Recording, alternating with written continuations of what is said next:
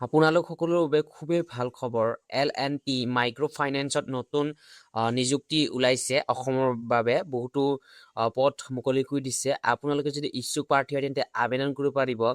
এই ভিডিঅ'টিত মই আপোনালোকক এডুকেশ্যন কোৱালিফিকেশ্যন আৰু ইয়াত এপ্লাই কৰিবলৈ হ'লে আপোনালোকৰ ন্যূনতম বয়স কিমান লাগিব আৰু কেতিয়াৰ পৰা এপ্লাই আৰম্ভ হৈছে আৰু ইয়াৰ লাষ্ট ডেট কেতিয়া আৰু ইয়াৰ কোনো ধৰণৰ এক্সাম নাই। আপোনালোকৰ কেৱল এটা ভাইবা হ'ব মাত্ৰ, তাৰপিছতে আপোনালোকে ডাইৰেক্ট সিলেকশ্যন পাব। কিন্তু মই আপোনালোকক জনাই দিছোঁ যে এইটো কোনো ধৰণৰ গভৰ্ণমেণ্ট জব নহয়, এইটো হৈছে আপোনালোকৰ প্ৰাইভেট লিমিটেড জব হয় আৰু এইটো হৈছে পাৰ্ট টাইম। ঠিক আছে, আপোনালোকে মাইক্ৰ' ফাইনেন্স অফিচাৰৰ বিষয়ে শুনিছে নিশ্চয়।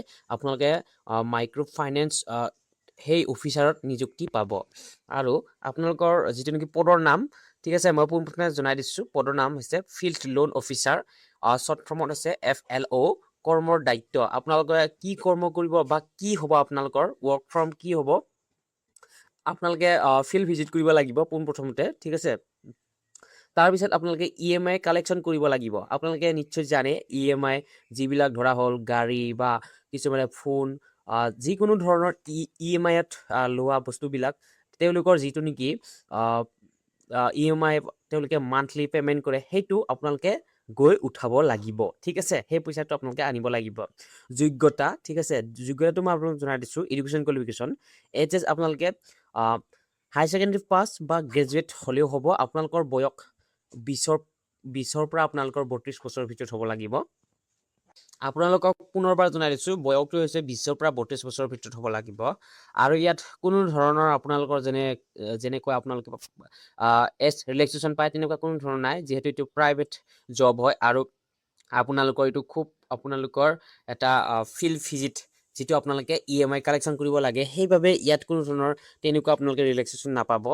আৰু বাইক বা ড্ৰাইভিং আপোনালোকৰ লাইচেঞ্চ থকাটো অতি প্ৰয়োজনীয়, তেতিয়াহে আপোনালোকে এই আপোনালোকে কামটো কৰিবলৈ পাৰিব, নহ'লে আপোনালোকে নোৱাৰিব। ঠিক আছে, আৰু ব্ৰাঞ্চ লোকেশ্যন থাকিব লাগিব, মানে আপোনালোকৰ ওচৰত, যেনে ধৰণৰ আপোনালোকৰ নিয়াৰেষ্ট চিটি হৈছে যিকোনো বা গুৱাহাটী। ঠিক আছে, তেন্তে আপোনালোকে গুৱাহাটীত এই অফিচটো থাকিব লাগিব, তেতিয়াহে আপোনালোকে ইয়াত কাম কৰিবলৈ পাৰিব। মহিলা প্ৰাৰ্থীৰ বাবে স্কুটি বা লাইচেঞ্চ থকাটো অতি প্ৰয়োজনীয়। ঠিক আছে, আৰু নিজৰ ঘৰৰ পৰা 50 বা 100 কিলোমিটাৰৰ ভিতৰত হ'ব লাগিব, তেতিয়াহে আপোনালোকে পাৰিব। অন্যথা আপোনালোকে যদি বহুত দূৰ হয় তেন্তে আপোনালোকৰ চেলাৰীৰ লগত নিমিলিব। ঠিক আছে, আপোনালোকৰে কষ্ট হ'ব। ঠিক আছে, সেইকাৰণে আপোনালোকৰ নিজৰ ঘৰৰ পৰা 50 বা 100 কিলোমিটাৰৰ ভিতৰত হ'ব লাগিব। আৰু ইয়াত হৈছে মই আপোনালোক ইণ্টাৰভিউখিনি আপোনালোকক কৈ দিছোঁ, ইণ্টাৰভিউ কেতিয়া হ'ব। ঠিক আছে, কোনো ধৰণৰ এক্সাম নাই। ইণ্টাৰভিউ তাৰিখ হৈছে আপোনালোকৰ তাৰিখ আৰু স্থান 17 এপ্ৰিলৰ পৰা ষ্টাৰ্ট হ'ব। গোলাঘাট, নুমলীগড়, দেৰগাঁও, তিতাবৰ আৰু জামুগুৰিহাট। আপোনালোকৰ 17 এপ্ৰিলত এইকেইখন ডিষ্ট্ৰিক্টত হ'ব। নেক্সট হৈছে 18 এপ্ৰিল গহপুৰ, বালিপাৰা, ঢেকীয়াজুলি। যিকেইখন আপোনালোকৰ ইয়াত প্লেচ নাম দিয়া আছে, সেইকেইটা প্লেচৰ থ্ৰুদি আপোনালোকে ইণ্টাৰভিউ দি আপোনালোকে জবটো পাবলৈ সক্ষম হ'ব। ঠিক আছে, দৰমহা আপোনালোকৰ HS পাছসকলৰ বাবে 13,800ৰ পৰা আপোনালোকে এইটো হৈছে PF বা ESIC বা প্লাছ ফুৱেল এলাউঞ্চেছ গোটেইখিনি মিলি আপোনালোকে হয়তো 15,000 আপোনালোকে বা 20,000 প্লাছ পাব পাৰে।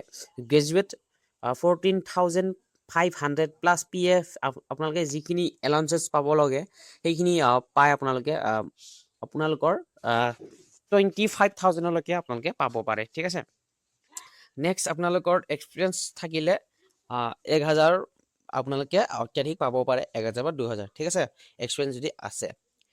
ইণ্টাৰেষ্ট হ'লে যদিহে আপোনালোকে এই পষ্টটোৰ বাবে আপোনালোকে এপ্লাই কৰিব বিচাৰে তেন্তে, আৰু মই এই নাম্বাৰটো ডিছক্ৰিপশ্যনতো দি দিম আৰু ইয়াতে আপোনালোকে চাই ল'ব পাৰে। পুনৰবাৰ মই ইয়াতে আপোনালোকক লিখি দিছোঁ 6900797020। আৰু ইয়াত মই এটা ডিছক্লেমাৰ দি দিছোঁ যে যদিহে আপোনালোকৰ পৰা, ঠিক আছে, পইচাৰ খোজে কোনো ধৰণৰ এপ্লাই কৰিবলৈ হ'লে তেন্তে আপোনালোকে নিদিব, কাৰণ এইটো হৈছে প্ৰাইভেট জব। ঠিক আছে, কোনো ধৰণৰ গভৰ্ণমেণ্ট জব নহয়। আৰু যদিহে আপোনালোকৰ কিবা OTP বা কিবা তেনেকৈ খোজে তেন্তে আপোনালোকে নিদিব। আৰু যদিহে আপোনালোকে, মই ইয়াত ডিছক্লেমাৰ এটা দি দিছোঁ, এইটো আপোনালোকক পঢ়াই শুনাই দিছোঁ, এই তথ্যসমূহ কেৱল এডুকেশ্যনেল উদ্দেশ্যৰে শ্বেয়াৰ কৰা হৈছে। ঠিক আছে, আপোনালোকে এইটো প্ৰমোশ্যন ভিডিঅ' হয় কমপ্লিটলি, আপোনালোকক মই জনাই দিছোঁ। এইটো প্ৰমোশ্যন ভিডিঅ' হয় আৰু এপ্লাই কৰাৰ আগতে অনুগ্ৰহ কৰি অফিচিয়েল চ'ৰ্চৰ পৰা ভেৰিফাই কৰক ঠিক আছে আৰু এই তথ্যৰ ভিত্তিত কোনো ধৰণৰ ক্ষতি বা সমস্যাৰ বাবে মই দায়ী নহয়